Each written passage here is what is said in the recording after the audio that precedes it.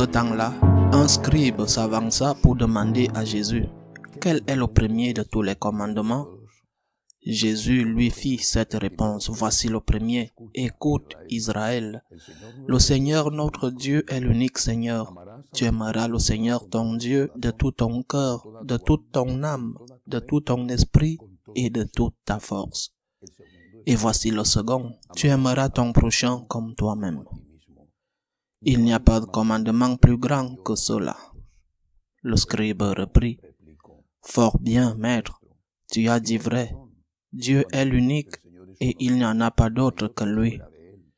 L'aimer de tout son cœur, de toute son intelligence, de toute sa force, et aimer son prochain comme soi-même vaut mieux que toute l'offrande d'holocauste et de sacrifice.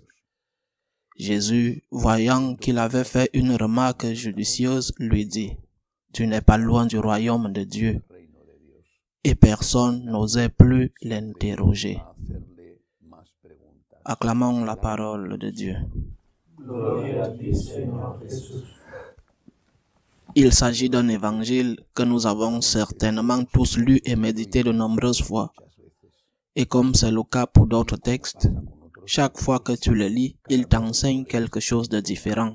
Par exemple, le fait que tant le questionneur comme notre Seigneur et les autres autour de lui acceptent sans problème le mot commandement, le concept de commandement. Commandement, mandat, obligation, devoir. Et cela, en soi, est provocateur aujourd'hui. Peut-on aujourd'hui commander quelque chose dans la sphère morale, dans la sphère juridique bien sûr, toujours sous la contrainte? Tu ne payes pas des impôts, tu enfreins le code de la route, tu fais une mauvaise action de vol ou de violence. Il y a toujours une menace. La police, s'il n'y avait pas de menace, sûrement pas tous, mais beaucoup se comporteraient comme de vrais sauvages. Mais du point de vue moral et non du point de vue juridique, peut-on parler d'un commandement, d'une obligation? C'est quelque chose qui, pour beaucoup, est une provocation, quelque chose d'inconcevable.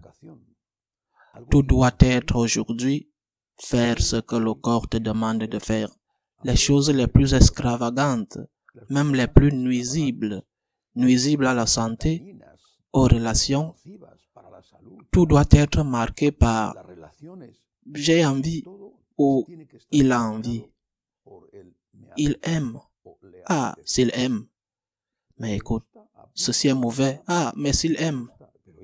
Ce sens déséquilibré de la liberté, qui n'est pas une liberté authentique, parce qu'elle signifie tomber dans l'esclavage des passions, semble être en totale contradiction avec les commandements, je le répète, les commandements légaux, par impératif légal, sont faits parce qu'il n'y a pas d'autre choix. Mais les impératifs moraux, les commandements moraux, ceux-là sont interdits, supprimés.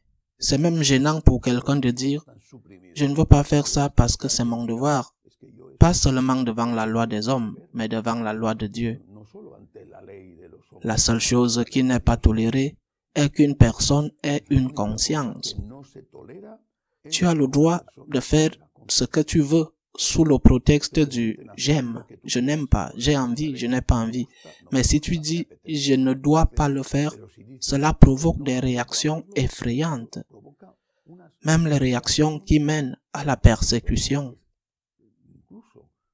Il y a quelques jours, par exemple, à Paris, une ville qui n'est en aucun cas un modèle de dictature.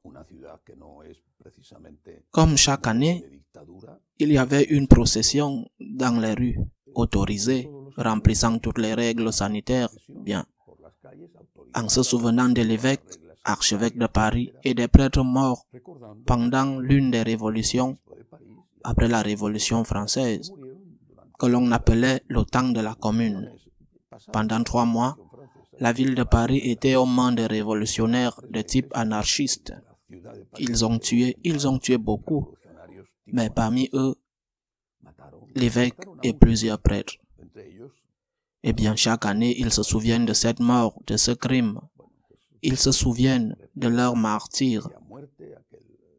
Eh bien, ils ont été attaqués dans la rue, sérieusement attaqués, pas seulement insultés, mais physiquement attaqués par ceux qui se réclamaient de l'anarchie.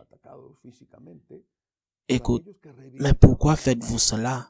Ah, ont-ils répondu, parce que je suis libre. Libre, bien sûr. C'est vrai que la police n'a arrêté personne, parce qu'elle ne peut pas arrêter quelqu'un qui est anarchiste, bien sûr. Comment peut-il l'arrêter? Regarde quel grave scandale.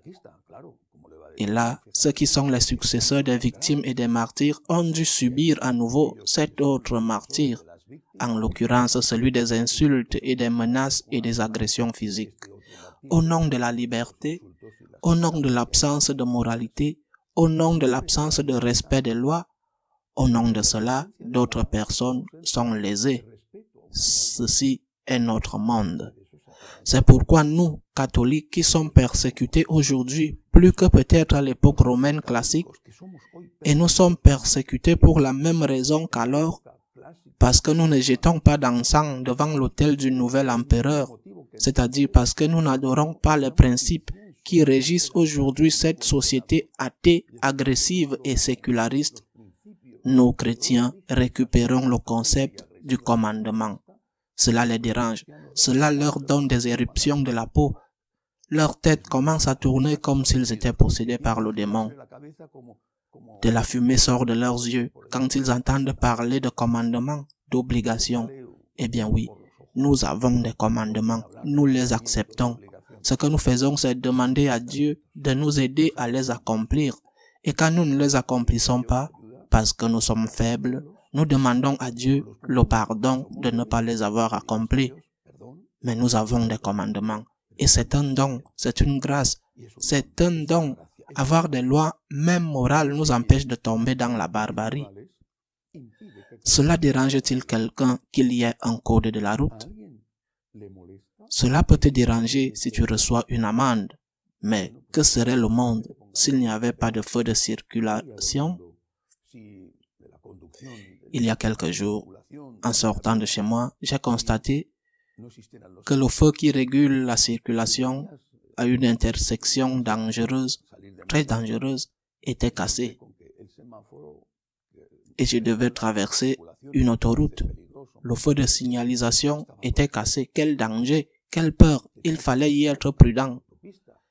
Eh bien, si le code de la route n'existait pas, nous ne pourrions pas circuler, les accidents seraient continuels et éventuellement, les piétons seraient écrasés beaucoup plus qu'aujourd'hui, en dehors des collisions entre véhicules. Pourquoi, si nous comprenons que le code de la route est nécessaire, ne comprenons-nous pas que les lois morales sont également nécessaires? Dans ce monde, je le répète, sécularisé, qui devient de plus en plus anarchiste, dans ce monde, nous brandissons le drapeau de la nécessité de ces lois morales. Je le répète, même si nous sommes conscients que nous sommes des pécheurs et que parfois, malheureusement, nous ne nous y conformons pas. Et alors, nous demandons pardon et nous demandons toujours de l'aide. Il y a des commandements et ces commandements peuvent être résumés, comme le dit le Seigneur, en deux. En fait, il n'y en a qu'un, le commandement de l'amour. Aime. Aime Dieu et aime le prochain. Et aime ton prochain par amour pour Dieu, parce qu'il y a des moments où ton prochain n'est pas exactement aimable, c'est-à-dire que tu n'as pas envie de l'aimer, bien au contraire.